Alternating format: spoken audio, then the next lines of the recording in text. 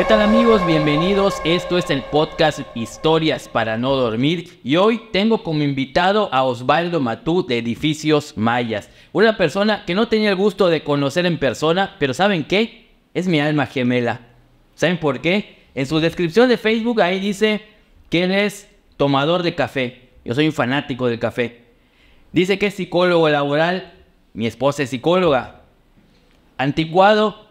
Es Jorge Moreno prácticamente. Fotógrafo, a mí me encanta la fotografía, de hecho estudié también fotografía. Escorpio, pues ahí fallamos porque yo soy Cáncer. Creyente del Cruz Azul, me encantó eso de creyente más que aficionado. Yo igual soy fanático, muchos de ustedes lo saben, de Cruz Azul. Osvaldo, bienvenido. No, muchas gracias, gracias por invitarme, gracias por conocer tu espacio, está precioso, me encanta. Te agradezco la invitación. Vamos por partes, ¿no? Siempre le pido a la gente que se presente de dos maneras, ¿no? Mucha gente está viendo este podcast porque te sigue, porque sigue tu página, pues ya más o menos te conoce. Preséntate primero para tus seguidores que vinieron aquí a mi canal para ver la entrevista contigo. Y también preséntate para la gente que a lo mejor no te ha conocido, no sabe exactamente quién eres. Claro, claro que sí. Bueno, mi nombre es Osvaldo Matú. Estoy en las redes sociales como @edificiosmayas. Lo que yo hago es compartir un poco de la cultura maya, la cultura de la historia de Yucatán. Igual le sea la fotografía, entonces por ahí nació un poco el gusto por el tema de la cultura, ¿no? Tomaba la imagen y quería saber qué fue lo que pasó allá, ¿no? Entonces así fue naciendo Edificios Mayas hace ya algún tiempo. Eso he visto, ¿no? Ya tienes varios años con la página y normalmente viajas a ciertos lugares de Yucatán, viajas a ruinas arqueológicas, a iglesias antiguas, o ¿cómo lo haces? Sí, mira, te cuento rápido. Yo trabajé muchos años en una dependencia de gobierno, ¿no? Entonces, esta dependencia de gobierno me permitía viajar por el estado, por comisarías, por municipios que no son turísticos prácticamente, ¿no? Entonces, ahí siempre había un cenote, siempre había un vestigio maya. Entonces, capturaba la imagen, buscaba en internet qué era lo que pasó allá, que estaban haciendo el internet, ¿no? O en libros. Y siempre era un buen sitio para compartir. Así nació, así fue como fue naciendo Edificios Mayas, fue generando contenido. Me comentabas que tienes 37 años de edad. Viviste el cambio, por así decirlo, forzado de las nuevas tecnologías, ¿no? Yo me acuerdo, pues, yo cuando estudiaba secundaria, prepa, incluso la carrera, estaba naciendo apenas el internet y pues todo era la biblioteca, la hemeroteca, sí, investigar, claro. etcétera. Ahora, pues una de las ventajas de la tecnología es que pues todo aparece en Wikipedia, en redes sociales, etcétera. ¿Cómo has visto este cambio en lo que a ti te concierne? Antes pues solamente eran libros, ¿no? Ahora pues tienes la magia del internet, en cualquier momento buscas cualquier información. Sí, así es. Cuando empecé, era prácticamente 2009, estaba naciendo Facebook, ¿no? Mi cuenta personal de Facebook no la usaba, no sabía cómo funcionaba. Entonces, cuando creé esta cuenta, es cuando empecé a utilizar el Facebook, ¿no? Antes de eso, todo eran libros, bibliotecas, diccionario, hemerotecas, pues prácticamente así fue. Hoy, pues en cualquier link te puedes encontrar la información de un cenote, de una hacienda. Sí. Exactamente. Y antes ya de pasar un poquito al tema que nos especializa, el tema paranormal, de leyendas mayas, etcétera, ¿cómo has visto a nivel turístico el cambio en Yucatán, ¿no? De unos 10, 15 años a la fecha, al día de hoy, obviamente en las redes sociales, la publicidad en internet ha ayudado muchísimo, pero ¿cómo ves ahora los municipios? Cada vez más municipios se interesan en promover sus atractivos, llámese grutas, cenotes, haciendas, ¿no? Me acuerdo, hasta hace unos 20 años, pues casi no habían haciendas, ex haciendas habilitadas de manera turística. Hoy prácticamente son muchísimas, ¿no? Las haciendas que las rehabilitan, las remozan, les ponen los adelantos, tecnología, etcétera, y pues ya se rentan para convenciones, para eventos, para fiestas incluso. Sí, prácticamente hoy todas las haciendas del estado tienen, pues no sé si para bien o para mal, lamentablemente, dueños extranjeros, que son los que pueden remozar estas propiedades. Conozco varias que, como tú bien dices, tienen todos las comodidades. Muchas son turísticas, otras no tanto, ¿no? Afortunadamente, las personas que tienen la propiedad, pues las dejan como tratando de respetar cómo fueron desde un inicio. Exacto. ¿Y cómo ves el tema de las leyendas mayas en el interior del estado? ¿Te has topado con gente que cree en los aluches, en el Ixtabay, en el Huaychivo? ¿Qué me puedes decir de eso? Sí, mira, hay muchas. Somos un estado lleno de leyendas, lleno de cultura, ¿no? Actualmente la gente no se informa tanto como debería estar informada sobre nuestra cultura, ¿no? Yo creo que se está perdiendo un poco la tradición con respecto a las generaciones. Claro, ¿y alguna leyenda que sea tu favorita o algo que te haya platicado alguien en el interior del estado sobre alguna leyenda, algo que te haya sorprendido? Sí, yo creo que la leyenda que a mí más me gusta, no sé si tú la conozcas, ¿no? Pero es la del enano de Uxmal. ¿Alguna vez la has escuchado? Claro, claro. Sí, sí. Bueno, el enano de Uxmal se dice que nace de un huevo. Nace de un huevo y la mamá era una bruja. Entonces ella tenía un tuncul que al momento de sonar el tuncul, él pues brota del huevo y se dice que él es el nuevo rey de Uxmal, ¿no? Entonces había un rey ya en Uxmal donde le pasa algunas pruebas que tiene que superar para quedarse con el reino de Uxmal. Entonces el enano cumple estos castigos que le pone el rey y se hace el rey de Uxmal. O sea, te lo estoy contando súper breve porque es bastante largo, ¿no? Es más. ¿Y alguna otra anécdota o alguna leyenda que hayas escuchado de la gente, de la gente con la que has podido platicar sobre cenotes, sobre algo en especial? Sí, mira, en Jomún hay un cenote. Bueno, hay varios, pero en específico había uno que me llamó mucho la atención, ¿no? Que no abría de 3 a 5, no era turístico en ese momento, ¿no? Hoy por hoy ya es turístico.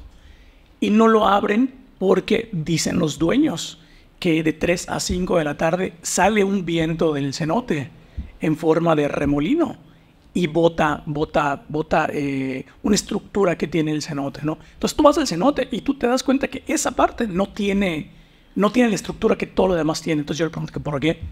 Dicen que ya están cansados de repararlo y que se tire, ¿no? Entonces de 3 a 5 ese cenote en ese momento no lo abrían. Hoy por hoy no sé cómo están manejándolo, ¿no? Pero eso cuentan las personas de... Ok. No sabía de eso, no estaba enterado. Lo que mayormente he escuchado de los cenotes es de las famosas serpientes que cuidan a los cenotes. ¿Cómo has escuchado eso? Hay un señor que vive muy cerca de casa de mi abuelita, no sé si hasta la fecha sigue viviendo.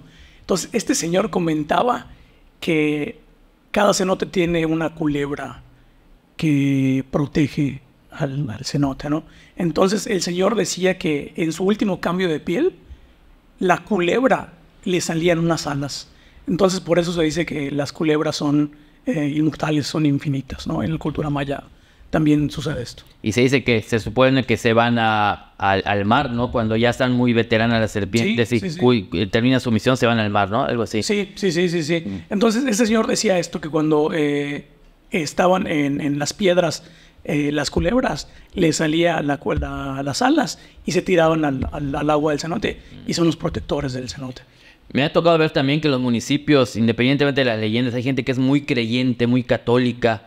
Algo que te haya sorprendido de alguna iglesia, alguna edificación. Por ejemplo, fíjate, a pesar de que no es algo eminentemente de Yucatán, una historia que escuché hace muchos años, Pablo, del convento de San Bernardino, el de San Antonio de Padua, el de Izamal.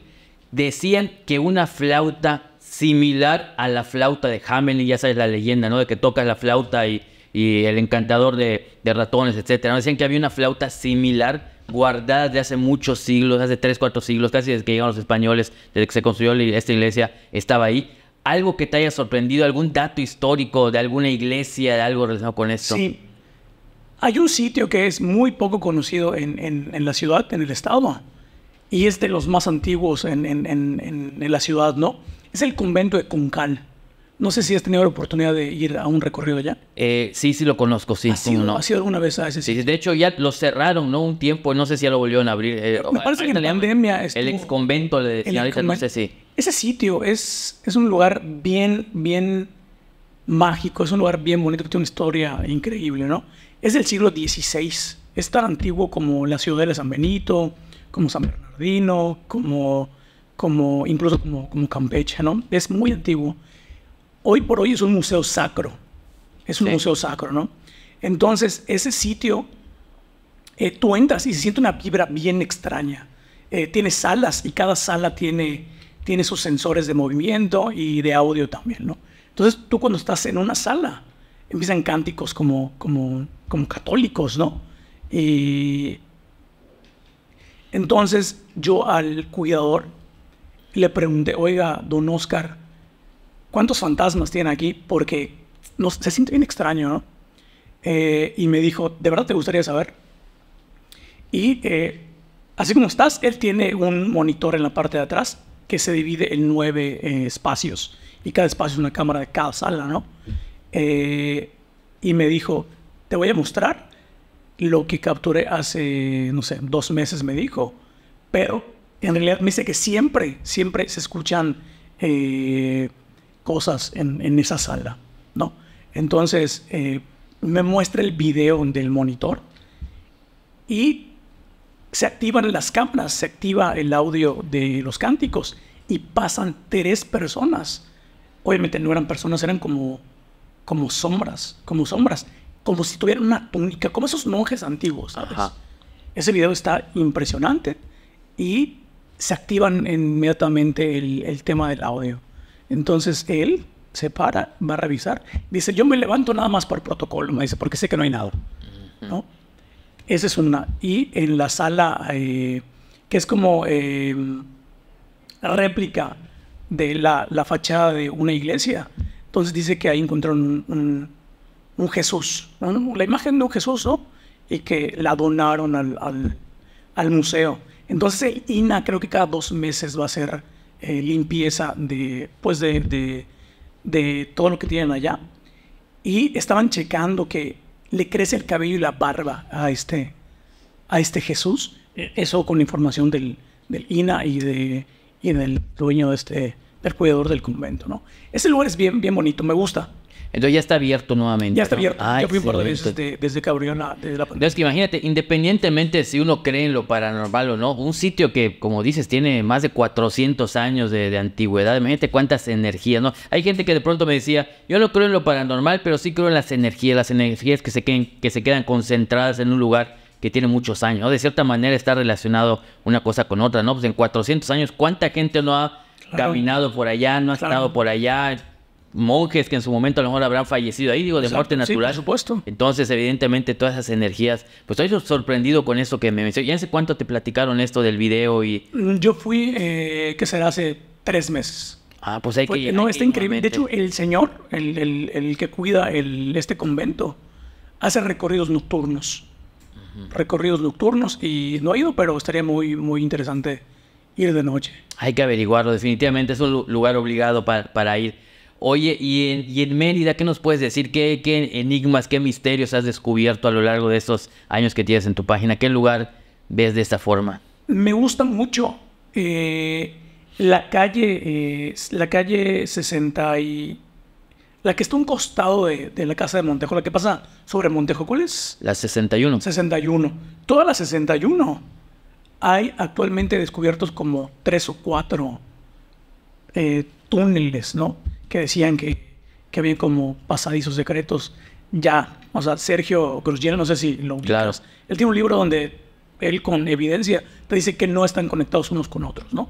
Pero me parece bien interesante el tema de que puedan haber estos vestigios, precisamente no mayas, pero está bien interesante que en esa calle hayan descubierto varios.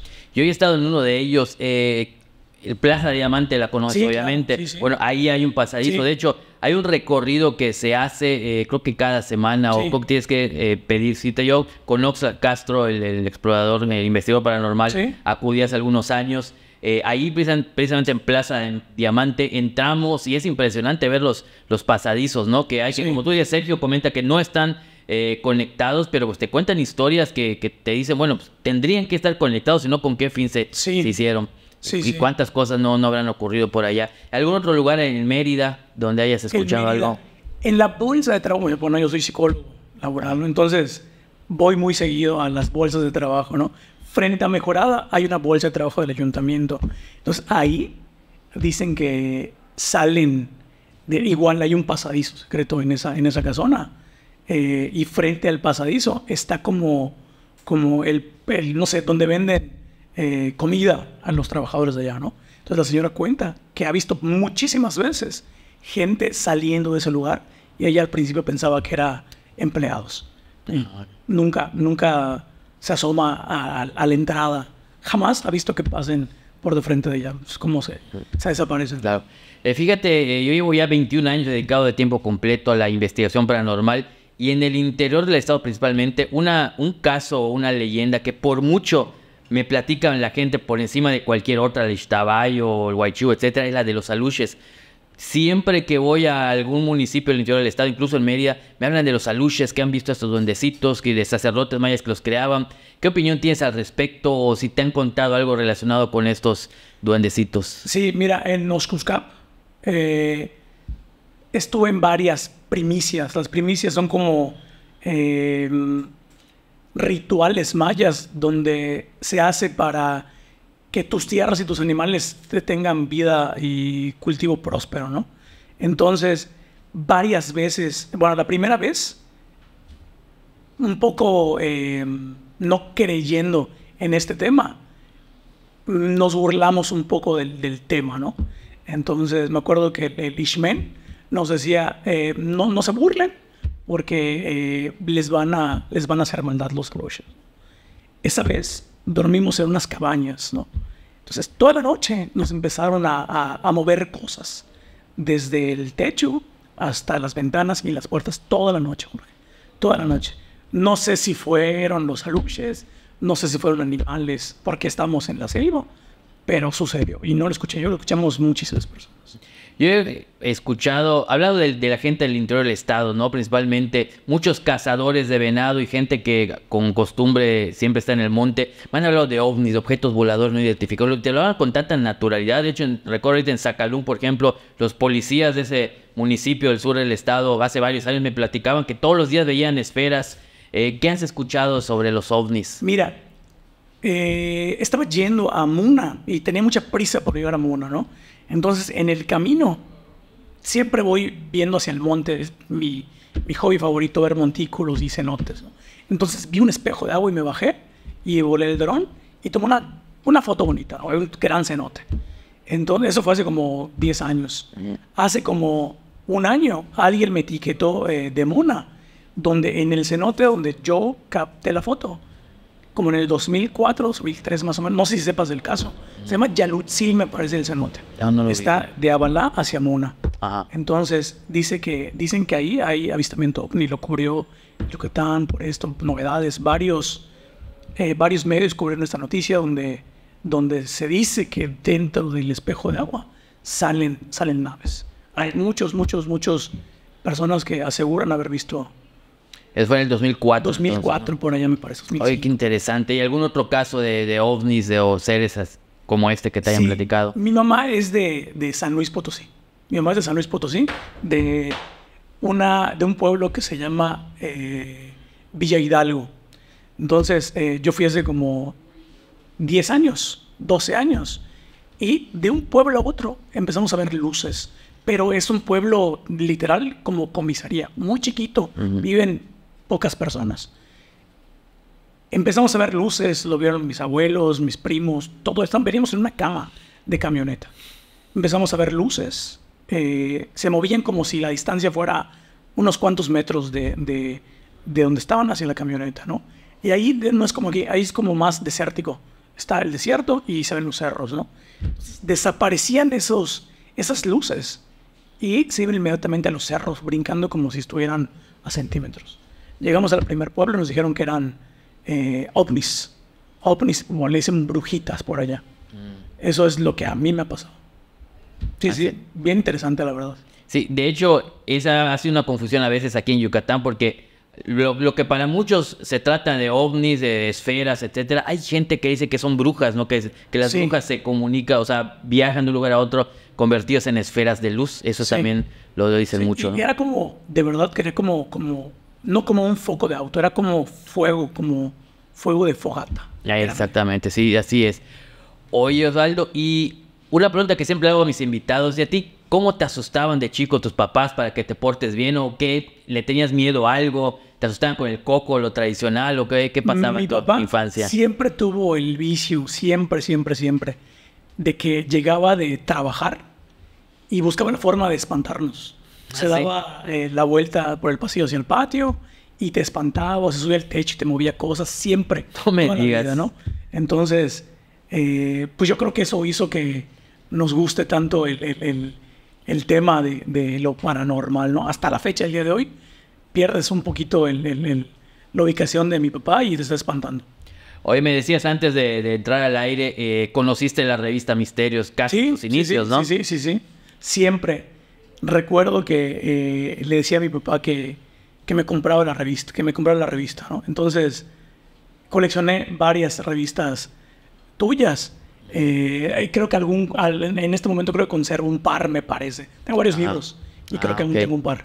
Ah, muy bien. Oye, ¿y te gustan las películas de terror? ¿Tienes alguna favorita? ¿Alguna que te haya marcado en tu adolescencia? Me gusta mucho la película de Los Otros. No sé si ya la viste. Sí, cómo no, un clásico. Está excelente, ¿verdad? Sí. El giro inesperado que da. Me gusta.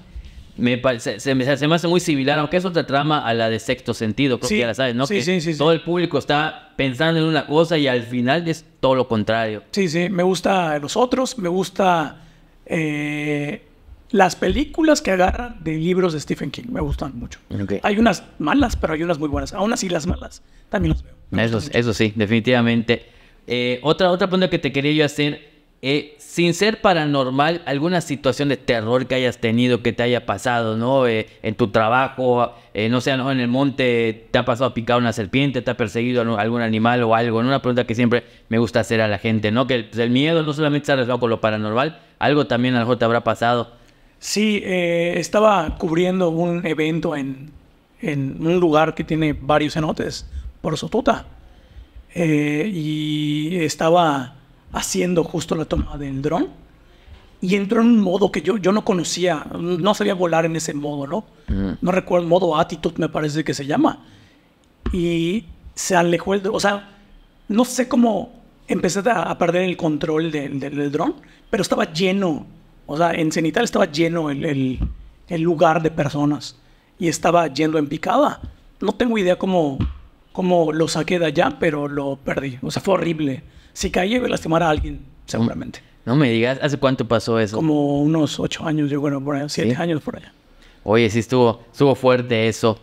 Oye, te voy a cumplir un sueño ahorita. Imagina por un minuto que tú eres el gobernador del estado de Yucatán. ¿Ves? Guacho, ¿no? Casi. ¿Qué te gustaría ver en Yucatán en cuanto al tema del turismo, en cuanto a lo que a ti te concierne, en cuanto a cenotes, etcétera? ¿Qué sugerirías que se haga en la Secretaría de Turismo, ¿no? Que se dé más difusión a los cenotes, que haya más mantenimiento, ¿o qué te gustaría ver? Yo creo que darle voz y espacio a personas que creo que puedan hacer mejor el trabajo de divulgación. Hay muchas personas en el estado que lo saben hacer.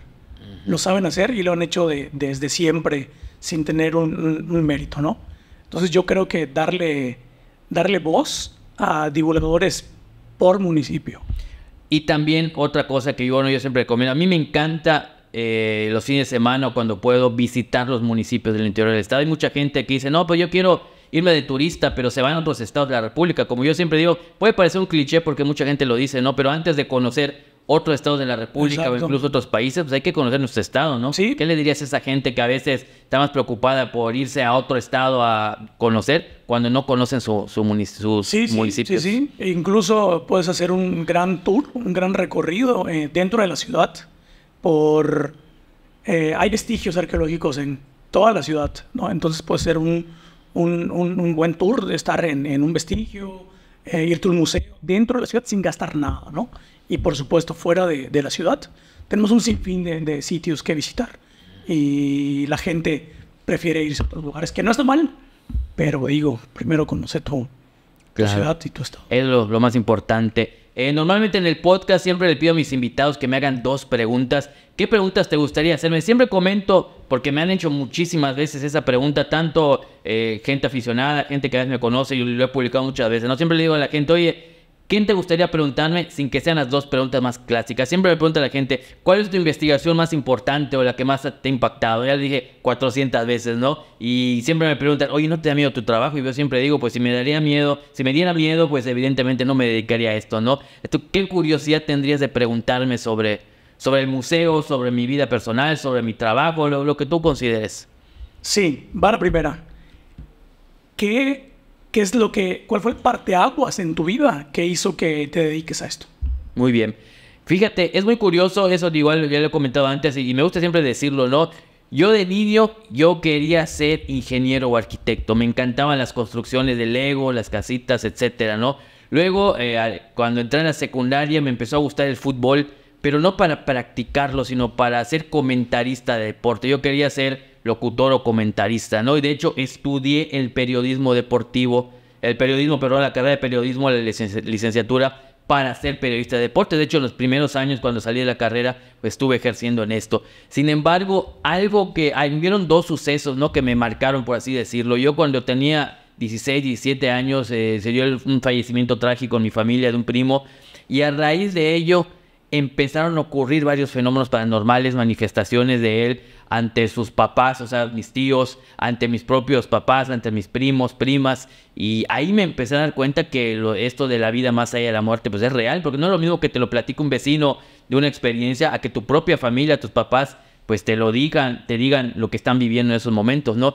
Ahí me di cuenta que todo esto era real, todo esto sí existía. Sin embargo, aún así, pues yo estaba concentrado en estudiar la carrera y en ejercer deportes, ¿no? Sin embargo, ¿cómo son las cosas? ¿Cómo son los azares del destino? Porque yo incluso tenía una revista de deportes, y cuando entra la administración de Patricio Patrón Laviada como gobernador, pues ya decido dejar de hacer la revista, ya no habían patrocinios, etcétera.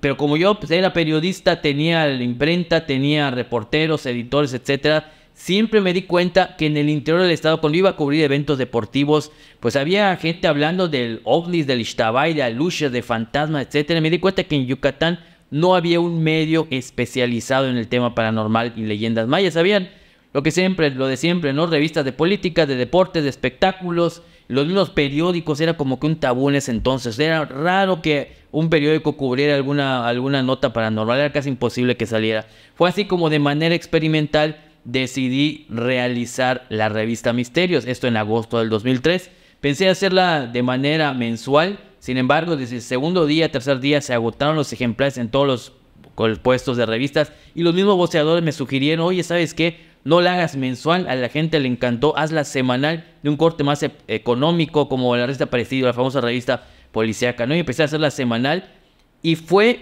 el primer año prácticamente la hacía yo de manera periodística. Es decir, si tú me decías que habías visto un fantasma, yo solamente iba, te entrevistaba, tomaba una foto y lo publicaba de manera periodística. Con el paso de los meses, la gente me empezó a pedir, oye, así como fuiste a casa de Osvaldo, deja grabadoras de audio, cámaras de video, graba, busca algo, ¿no? Y yo tuve la fortuna, como estudié periodismo, ahí te enseñan la metodología de la investigación a través del método científico. Entonces solamente es aplicarlo al tema. Puede ser, yo pues con lo que estudié puedo hacer una investigación en cuanto a deportes, en cuanto a policía, en cuanto a espectáculos, igual del tema paranormal. Ya me fui especializando un poco más, pero algo que, eso pocas veces he dicho, que fue un parteaguas para que yo ya me dedicara de lleno y me motivara aún más a hacer esto, fue el día que pude ver a una mujer guay, a la famosa mujer loba, que en su momento, final de 2004, principio del 2005, fue un caso viral. No existía el término viral en ese entonces, no había redes sociales, pero fue algo que todo el mundo se moría de miedo aquí en Yucatán.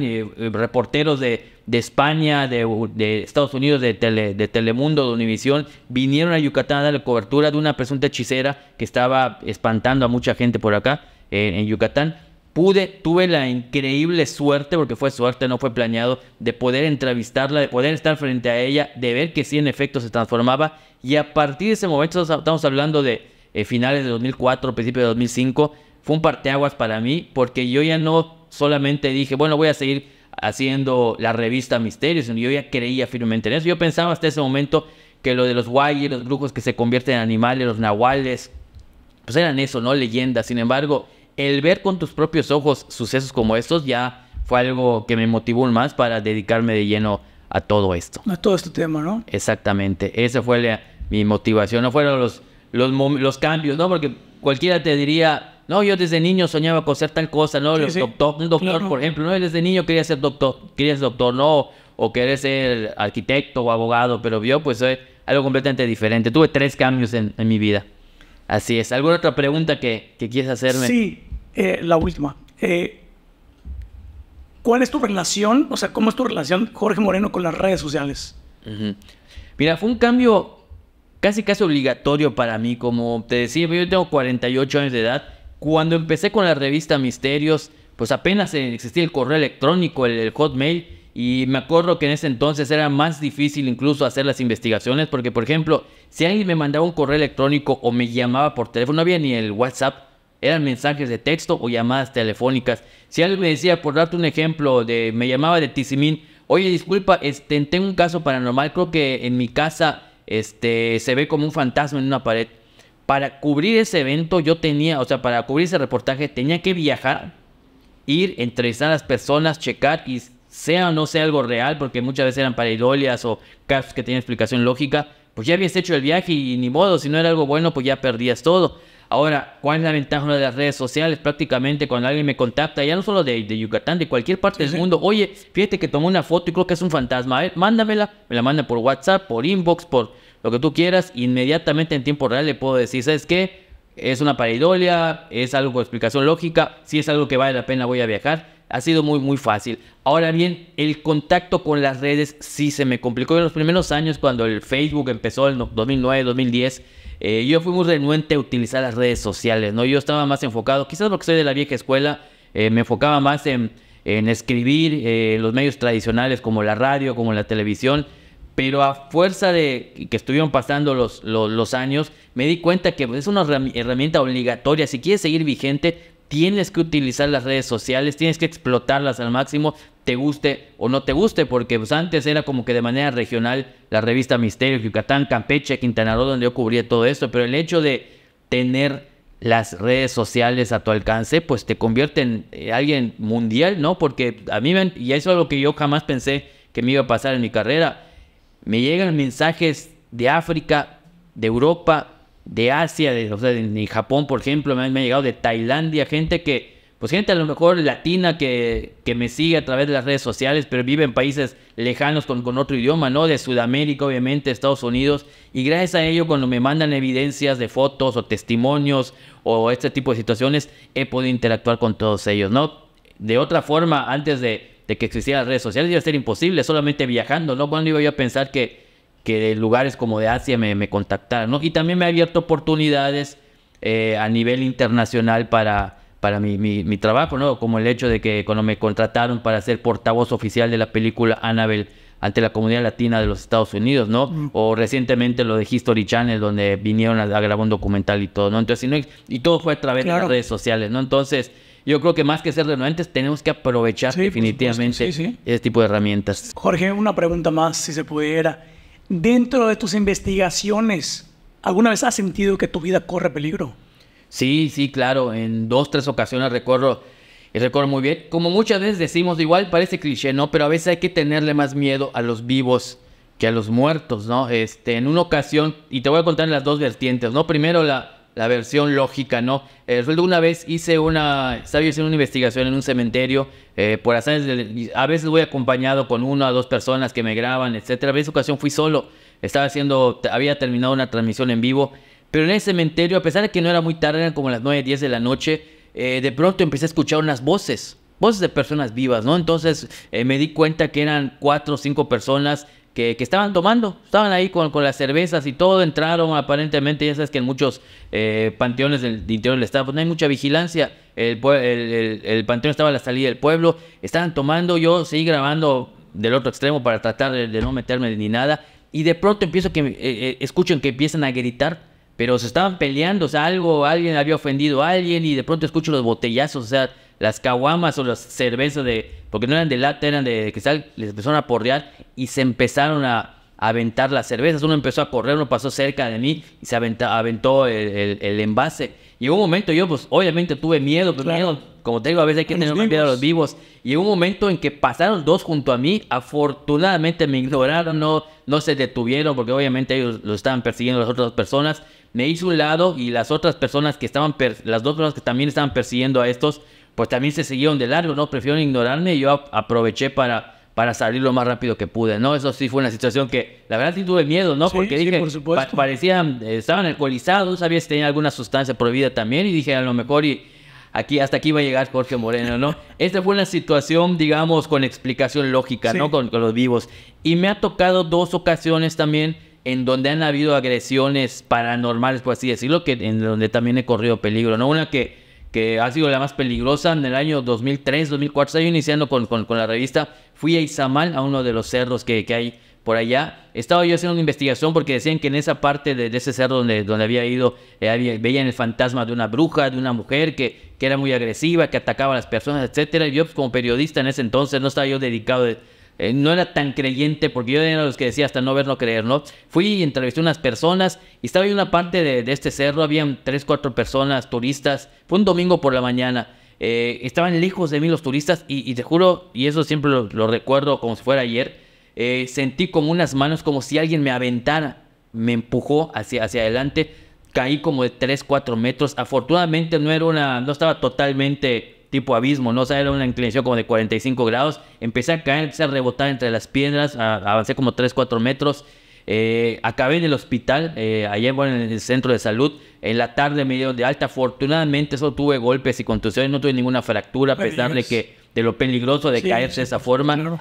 Y los testigos que están allá, de hecho uno dijo, no, es que creo que se aventó, creo que se quería desvivir. No, obviamente no era eso, porque no había nadie junto a mí, y sí unas personas vieron lo que yo sentí, es decir, que se dieron cuenta como si algo invisible me hubiera aventado. O sea, no es que yo estuviera caminando en la orilla y accidentalmente me hubiera resbalado. Sí. Yo estaba como a 1.5 metros de la orilla y sí sentí como de pronto alguien me Algo empujó te hacia atrás. empujó. Exactamente, no fue algo peligroso, y a lo mejor y no la contaba. No tuve la fortuna, como te digo, al ir cayendo, pues no estaba tan empinado. Eso era como un 45 grados más o menos, y pude ir amortiguando el golpe. Pudiste reaccionar por la distancia. Exactamente. Y en Chicxulub pueblo, igual una investigación que hice, y eso increíblemente fue documentado en vivo, ¿no? En ese entonces, creo que era el 2008, 2009 más o menos. En ese entonces yo estaba en el programa de radio de La Frutería Espectacular, un programa donde colaboro todavía. En ese entonces el programa creo que era de 12 a 1 de la tarde. El día que me tocaba ir, yo fui a hacer una investigación a Chicxulub e hicimos un enlace telefónico. Por teléfono estaba yo narrando en donde me encontraba a plena luz del día, ¿eh? El lugar estaba totalmente solo, y de pronto los compañeros empezaron a notar que se escuchaban voces como gritos, pero yo estaba solo. Y de pronto ahí algo muy curioso, algo muy similar a lo de Izamal, sentí unas manos, ahí hasta las uñas sentí, porque quedó marcado, de hecho hay fotos que lo corroboran. Sentí como que unas uñas o una persona me empujó, igual de espaldas, caí hacia adelante, ahí solamente caí al piso, no fue algo, digamos, de peligro. Pero sí fue algo tan impactante, porque ya cuando, de hecho cuando me caí, se cayó mi celular al piso, se zafó la batería, y como ya estaba por terminar el programa, pues ya no me pudieron contactar. Cuando llegué a las oficinas de la revista Misterios, pues al quitarme la camisa estaba marcado. De hecho, en uno de mis libros publiqué la fotografía en donde se veía parte así como unas uñas que me habían empujado, ¿no? Entonces ahí la investigación era sobre igual el alma en pena de una mujer que aparentemente habían desvivido en ese lugar, y pues fue algo también peligroso, ¿no? Son situaciones que de pronto pues uno puede vivir, puede tener este tipo de cosas, y pues yo creo que en muchos trabajos de pronto puede haber peligro. Qué increíble todas estas historias que me estás contando. Así es. Bueno, Dale, estamos llegando a la recta final del programa, y algo que también siempre le presento a mis invitados es un objeto del Museo Paranormal, acorde al gusto, a la temática de cada invitado. Como ustedes saben, amigos, pues estamos grabando desde la sala 1 del Museo Paranormal Yucatán, un museo que, dicho sea de paso, es apto para toda la familia. Es un museo, no es una casa de terror como siempre decimos, y pues aquí a lo largo de una hora los guías que tenemos te hacen un recorrido. Tenemos varios objetos relacionados con leyendas mayas, y algo que me gustaría mostrarte es precisamente algo relacionado con ello. Se trata de un bastón de mando, ni más ni menos. De hecho, aquí lo tenemos. Este bastón de mando tiene una historia muy interesante. Era de un huaypec, de un brujo que se convertía en perro del municipio de Oxuscap. Pero la historia es curiosa porque fíjate que esto me lo entregaron más o menos en el 2015-2016. Se decía que era un señor, un hechicero, que ya tenía 84, 85 años de edad. Él ya estaba muy enfermo, disvariaba un poco. Y de pronto, ya a esa edad ya estaba muy débil, ya casi no podía caminar. De pronto se acordaba, como él tenía sus libros de magia negra, etcétera, y tenía este bastón de mando que él personalmente hizo.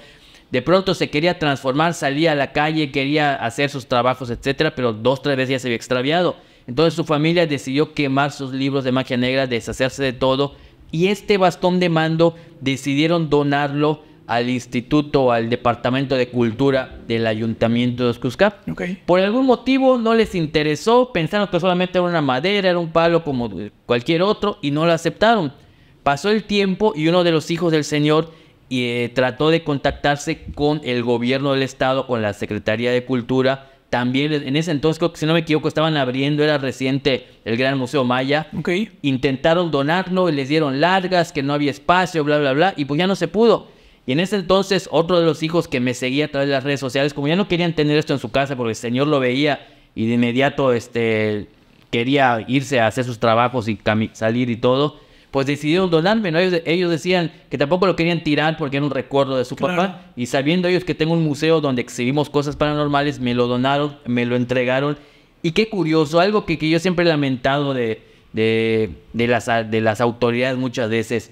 Es curioso que a veces nosotros como yucatecos o como mexicanos no valoramos nuestra cultura tal como lo hace la gente de otros países. ¿Por qué te comento esto? Porque a raíz de que di a conocer este caso de este bastón en redes sociales, lo de la revista Misterios, pues obviamente gracias a las redes sociales, ¿no? Porque ahí pues todo el mundo te ve. A raíz de que di a conocer que tenía este bastón de mando, un empresario norteamericano que se dedicaba, no sé si ahorita lo sigue haciendo, a hacer ferias culturales en varias partes del mundo, tenía objetos originales, coleccionaba objetos originales de diversas culturas, me contactó y me estaba ofreciendo $20,000, así como lo escuchan, $20,000 por el bastón de mando, porque lo querían tener en su exhibición, que te repito, es de varios países.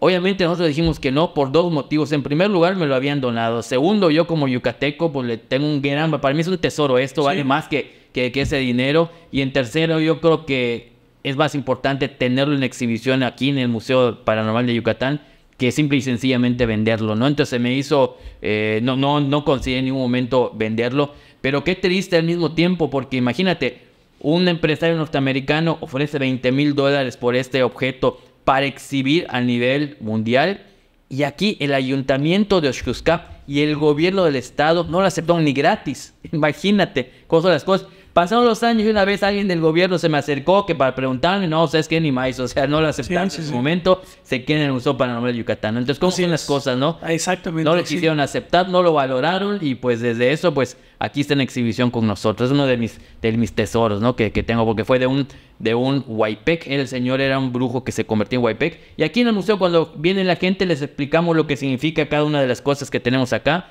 Vamos contando por qué tienen estos objetos, etcétera. Es una historia muy interesante. Está increíble, está muy, muy, muy, muy bonito. Esa es la situación con este bastón de mando. A ver, vamos a ponerlo acá. Bueno, Osvaldo, pues estamos llegando a la recta final. ¿Algo más que quieras comentar sobre el podcast? ¿Algo que le quieras decir a la gente, de tus redes sociales, etcétera? Sí, te agradezco la invitación. El lugar está increíble, está bien interesante. Invito a la gente a que conozcan el museo. También les invito a seguirme en mis redes sociales y nos vemos por allá. Y una última pregunta, ¿cuáles son tus objetivos a mediano y largo plazo con tu página? ¿Qué te gustaría seguir haciendo con esta página? Edificios Maya sigue vigente, te digo, tiene muchos años, sigue vigente, y quiero adaptarme a las nuevas aplicaciones como el TikTok, ¿no? Que es bastante complicado, pero pues ahí estoy dándole. Muy bien, Osvaldo. Y mira, quiero dar tu reconocimiento, agradecerte la visita a este podcast. Museo Paranormal de Yucatán, Historias para no dormir, otorga el presente reconocimiento a Osvaldo Matú de Edificios Mayas por su participación en el podcast y difusión de la historia maya. Muchas gracias. Te lo agradezco muchísimo por estar aquí con nosotros. Gracias, un honor. Gracias. Bueno, amigos, esto fue Historias para no dormir, el podcast. Recuerden que todos los jueves tenemos un capítulo nuevo. Chequen los anteriores que hemos subido, están muy interesantes. Chequen los próximos. Muchas gracias y nos vemos en el siguiente episodio.